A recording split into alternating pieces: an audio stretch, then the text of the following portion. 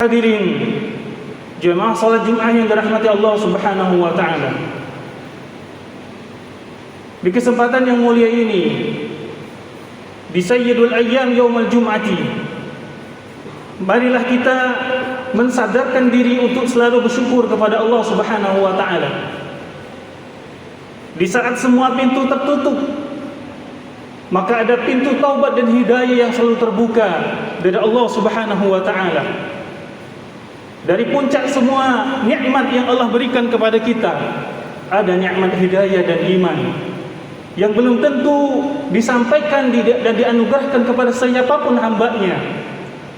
Maka alhamdulillah, mudah-mudahan kesyukuran kita, rasa terima kasih kita kepada Allah Subhanahu wa taala akan menambah ketakwaan dan keimanan yang Allah telah titipkan ke dalam diri kita. Salawat dan salam mari kita selalu ucapkan teruntuk baginda yang mulia, tauladan sepanjang zaman, Nabi kita Nabi Muhammad sallallahu alaihi wasallam.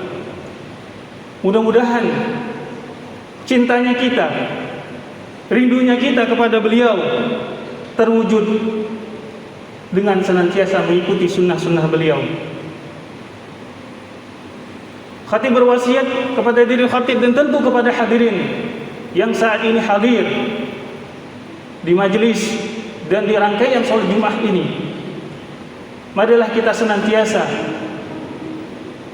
takut akan hari di mana kita semua akan diminta pertanggungjawaban oleh Allah Subhanahu wa taala.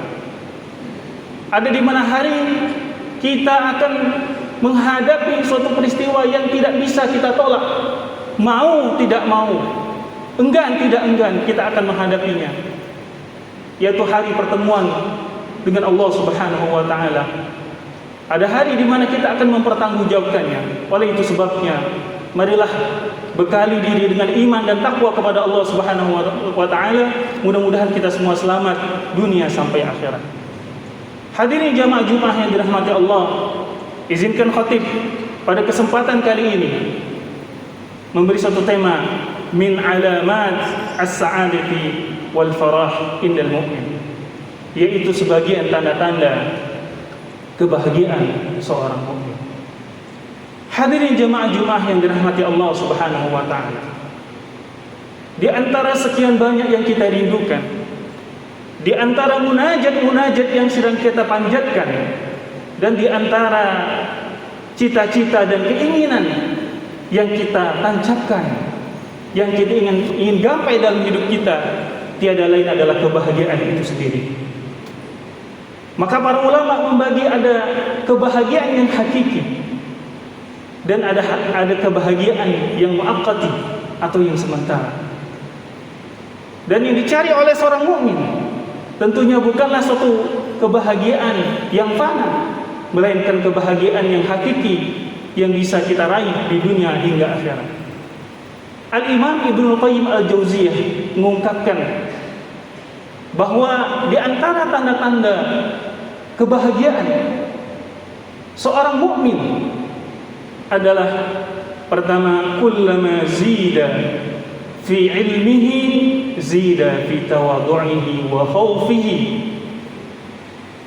yang artinya jika seorang hamba sedang bahagia karena Allah Subhanahu wa taala, maka di antara tandanya orang tersebut akan bahagia ketika ditambah ilmunya oleh Allah Subhanahu wa taala, maka bertambahnya pula rasa takut kepada Allah Subhanahu wa taala dan rasa rendah hatinya kepada manusia. Ingat, begitu banyak orang yang membungkam dadanya, meninggikan harga dirinya, tetapi hal itu diwujudkan dalam rangka meremehkan orang lain, maka hal tersebut tentunya bukan dari bagian kebahagiaan. Innama yakhshallaha min ibadihil ulama. Itulah inti daripada ilmu itu. Bagaimana kita mendapatkan ilmu. Dan di dalam Islam tidak mengenal namanya dikotomi ilmu. Ilmu duniawi, ilmu ukhrawi, semuanya akan kita dapatkan pahala dari sisi Allah bila kita niatkan karena Allah Subhanahu wa taala. Apakah dalam hidup kita sudah mewakafkan ilmu kita dalam rangka meninggikan kalimat Allah Subhanahu wa taala? Sudahkah kita mewakafkan ilmu kita kepada du'afa, para yatim, orang-orang yang tidak mampu, yang tidak mengetahui? Maka saat kita berbagi ilmu, meskipun hanya sepele, meskipun hanya sedikit, meskipun hanya dipandang remeh oleh orang, tetapi ketahuilah bahwa sesungguhnya ketika kita berbagi ilmu adalah suatu kebahagiaan itu sendiri. Yang kedua, menurut Al-Imam Ibnu Qayyim Al-Jauziyah, kullama zida fi umrihi zida fi nuqsihi anil harsi. Yang artinya ketika bertambah umur seseorang, maka bertambahlah pula rasa ketidakinginannya dengan dunia ini. Hadirin jamaah Jumat yang dirahmati Allah Subhanahu wa taala. Siapa yang tidak tergoda dengan dunia ini yang begitu menggiurkan? Siapa yang tidak tergoda dengan begitu banyak rayuan serta ajakan-ajakan? Tetapi bagi orang yang bahagia hatinya karena Allah Subhanahu wa taala, maka dia akan berusaha untuk menzuhudkan dirinya dari meninggalkan apa yang menjadi keinginan banyak orang. Dan zuhud tidak dipahami bahwa kita meninggalkannya sama sekali, tetapi Allah Subhanahu wa taala telah memberikan pedoman, wabtaghi fima ataqallahu ad-darul akhirah wa la tansa nasibaka minad dunya. Bagaimana kita ada tawazun, bahkan saat kita bekerja, saat kita mencari nafkah, maka niatkan itu dalam rangka semata-mata mencari akhirat kita. Jamaah Jumat yang dirahmati Allah Subhanahu wa taala. Adapun yang ketiga menurut Imam Ibnu Qayyim rahimahullahu taala, kullama zida fi qadrihi wa jarihi zida fi qurbihi minan nas wa tawadhu'ihi ma'hum. Ketika bertambahnya jah, yaitu kedudukan, pangkat dan jabatan, maka di antara kebahagiaan seorang mukmin dengan pangkat dan jabatan itu, dia semakin dekat kepada manusia, semakin dekat para fuqara dan masakin. Bagaimana dahulu Nabi SAW diceritakan oleh para sahabat, Nabi SAW paling senang bergaul dan bersama-sama dengan fakir dan para miskin. Jamaah Jumat yang dirahmati Allah, di saat pandemi ini begitu banyak orang-orang yang merasakan kesusahan. Hanya rasa malu dia kepada Allah Subhanahu wa taala sehingga dia tidak mengungkapkannya kepada kita. Apatah lagi ketika yang kesusahan itu adalah kedua orang tua kita. Orang tua sangat lihai dalam menyimpan rahasia dan permasalahannya. Tetapi bagi seorang anak yang soleh, sebagai orang anak yang paham terhadap keadaan orang tua, maka hendaknya kita mencari tahu dan bahkan membantu orang tua kita. Jamaah Jumat yang dirahmati Allah Subhanahu wa taala. Kemudian kata Ibnu Qayyim, kullama zida fi malihi zida fi sakhaihi wa jawdihi. Ketika seseorang bertambah hartanya, maka bertambahlah pula kedermawanannya. Jamaah Jumat yang dirahmati Allah Subhanahu wa taala. Rasulullah sallallahu alaihi wasallam bersabda, "Ma naqasa min malin sadaqah." Atau fi maqalan Nabi sallallahu alaihi wasallam, tidak akan berkurang harta yang diinfakkan dan disedekahkan di jalan Allah Subhanahu wa taala. Saat kita mengulurkan tangan kita, mengisi tabung-tabung Jumat, mengisi kotak-kotak infak, zahirnya harta itu telah berpindah dari sisi kita kepada yang lain. Tapi hakikatnya maka harta kita lah yang di sisi Allah Subhanahu wa taala bertambah. Dan di antara sebagian besar dan begitu banyak yang tidak kita rasakan, bahwa ketika kita sudah berinfak, Allah tambah rasa kebahagiaan. Lihat bagaimana doa orang-orang bertakwa ketika dia berdoa kepada Allah, Rabbana hablana min azwajina wa dzurriyyatina qurrata a'yun. Bagaimana melihat keluarganya menjadi hal-hal yang menggembirakan. Hal itu semua bukan karena ujuk-ujuk tiba-tiba kebahagiaan datang, tetapi ditopang dan dibangun dengan rasa ketakwaan dan senantiasa menolong orang lain. Jamaah Jumat yang dirahmati Allah Subhanahu wa taala. Ada suatu hadis qudsi yang mengatakan innallaha fi aunil 'abdi ma dama al-'abdu fi auni akhihi. Sesungguhnya Allah akan senantiasa menolong hambanya selama hamba tersebut menolong orang lain. Jangan dipandang banyak dan sedikitnya.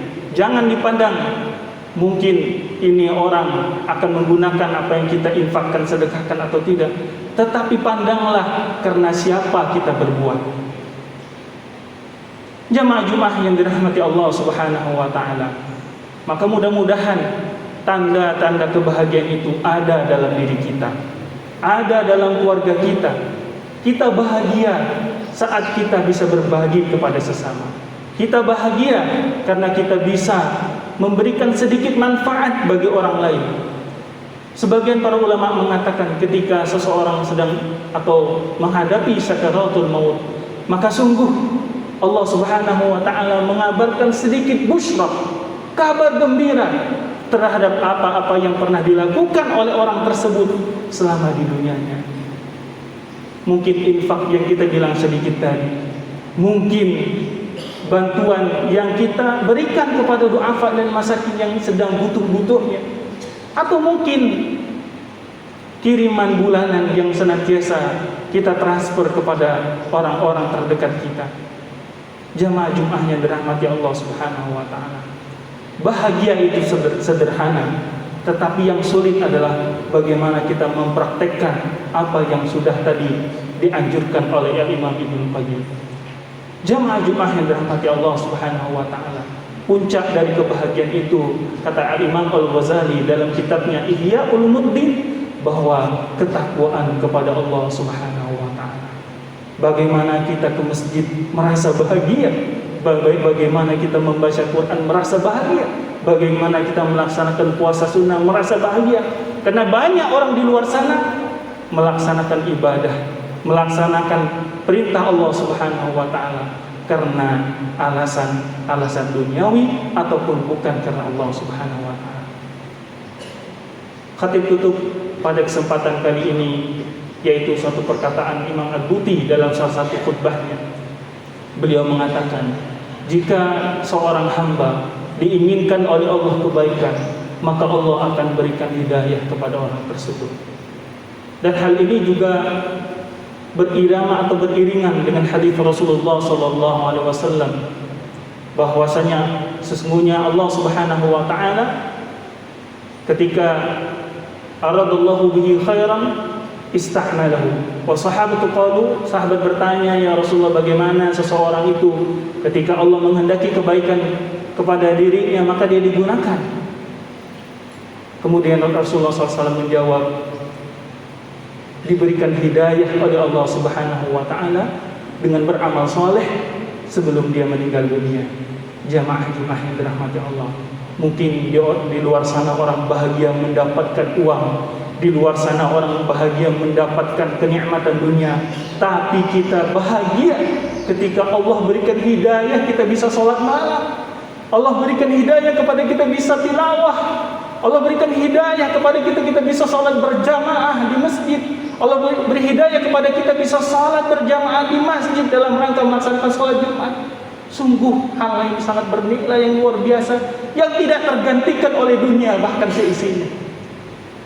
Mari kita manfaatkan, kita gunakan hidayah yang Allah berikan ini. Mudah-mudahan Allah Subhanahu wa taala menerima amal ibadah kita, mengampuni dosa-dosa kita, dan memasukkan kita dan keluarga kita ke dalam